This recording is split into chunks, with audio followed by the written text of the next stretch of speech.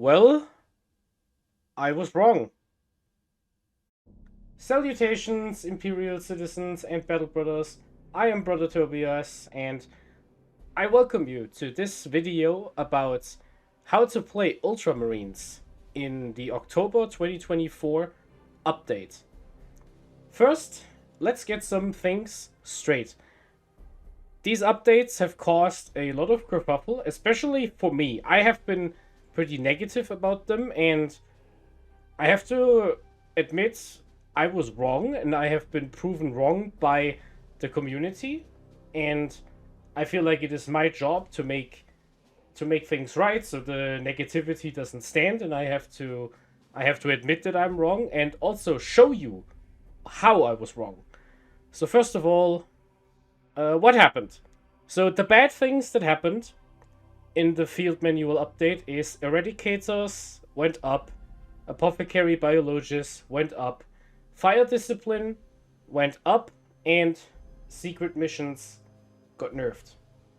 This is not great, because the Ultramarines really rely on Eradicators and Fire Discipline to do damage in the Gladius. They also rely on Eradicators in the Vanguard to be a threatening unit with Marnius Calgar, and the Vanguard also relied on secret missions to steal a game from under an opponent if you will give them the early lead, and then you would take the secret mission towards the end. So what was the change? You can no longer score primary on turn 5 when taking a secret mission, so you can't just sit 4 turns on your home objective and then take a secret mission and get all your points all at once at the end there. That doesn't work anymore. And honestly, this is a good change because this kind of play pattern wasn't very fun for most people. So, what happened? The good things. Robute Gilliman went down, and several pretty mediocre units you never took also went down.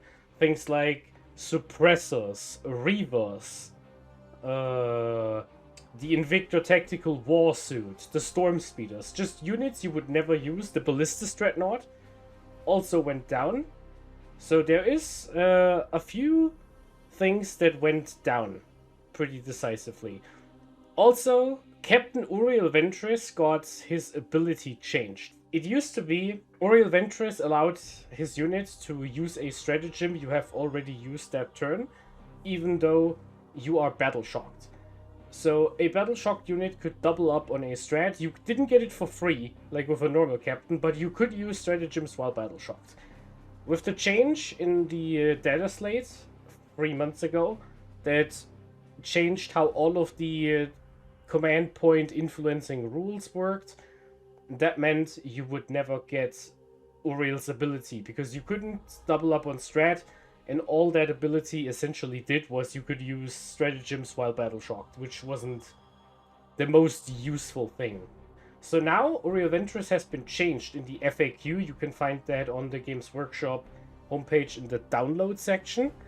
And that FAQ says Uriel Ventris gains Unorthodox Strategist, which is a 12-inch aura of if your opponent targets their own unit with a stratagem, while within the 12-inch range, they have to pay 1 extra command point for that stratagem.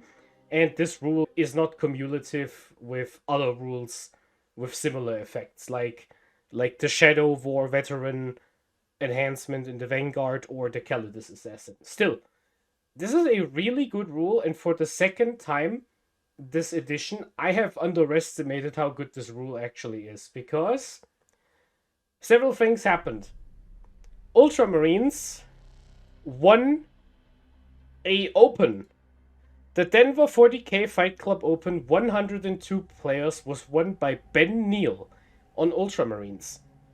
Ben was running a Vanguard Spearhead featuring Marnius Calgar as the Warlord, with Uriel Ventris, Captain Sicarius, an Apothecary Biologist with the Blade Driven Deep, a Lieutenant with Combi Weapon with the Shadow War Veteran, 2 units of Company Heroes, 1 for each captain, the 6 Centurion Devastator Squads with twin last cannons and the Centurial Missile Launcher, a 6 model Eradicator Squad with 2 Multi-Melter, 6 Inceptors with Plasma, 3 Inceptors with Bolters, 5 Scouts with a Chainsword and 4 Bolters, 2 of these units, 1 unit of Infiltrators with all the gimmicks, 1 Impulsor with Frag Storms, a Stubber, and a Shield Dome for the 5-up invulnerable save. So this is what the army would look like if you put it on the table. This is not Ben's models, those are my models. I just want to show you how it would look if you would put this on the table. And yeah, Ben defeated the Open and managed to win the whole event. So first place for Ultramarines in the Ultramarine Vanguard. And this got me thinking, was I wrong? And I decided, I think I am, but I don't want to say for sure, because, you know, if one thing happens, it is a coincidence. But if you get 2 points on your sheet of paper, you can usually draw a line. And so something else happened. Ultramarines won again, this time in Germany. The Capital Clash 4 with 38 players, so it is a GT, a 5-round event, was won by Christopher Schade with Ultramarines.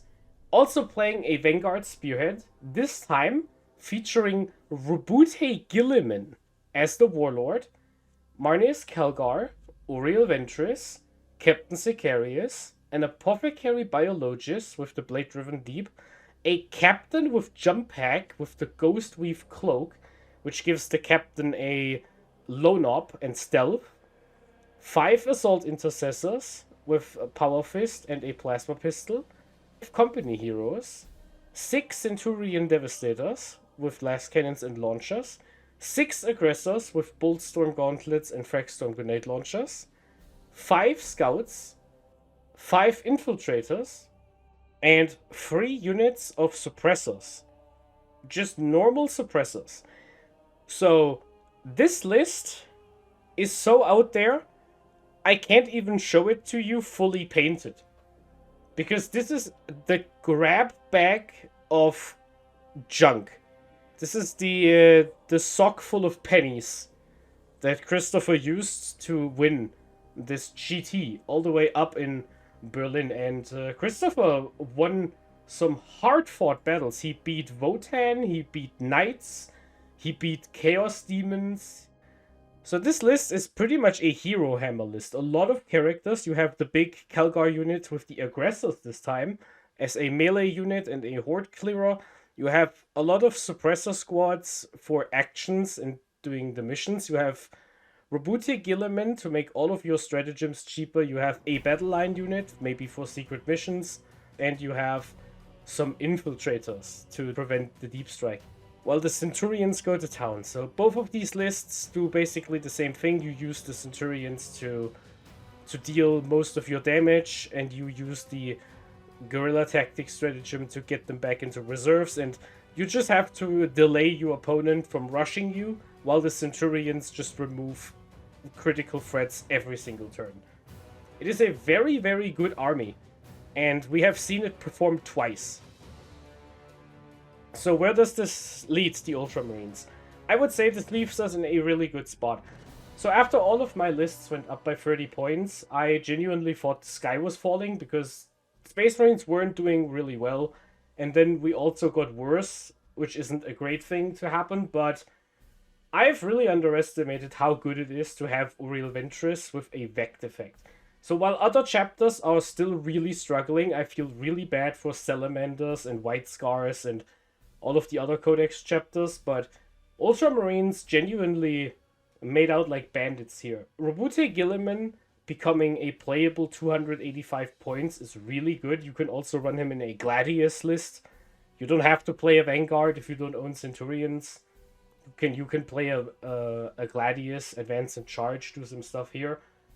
And also Uriel Ventris getting a Vect effect to tax the enemy command points is incredibly good, especially because Uriel is a 75-point model. I would strongly suggest, if you have Uriel Ventris and Gilliman and some Ultramarines, play them right now. Play your Ultramarines right now, because I do not think Uriel Ventris will either keep this ability or will stay at at 75 points. I think he will go up to like 110 or something, and I genuinely think it would be deserved because this rule is just so strong.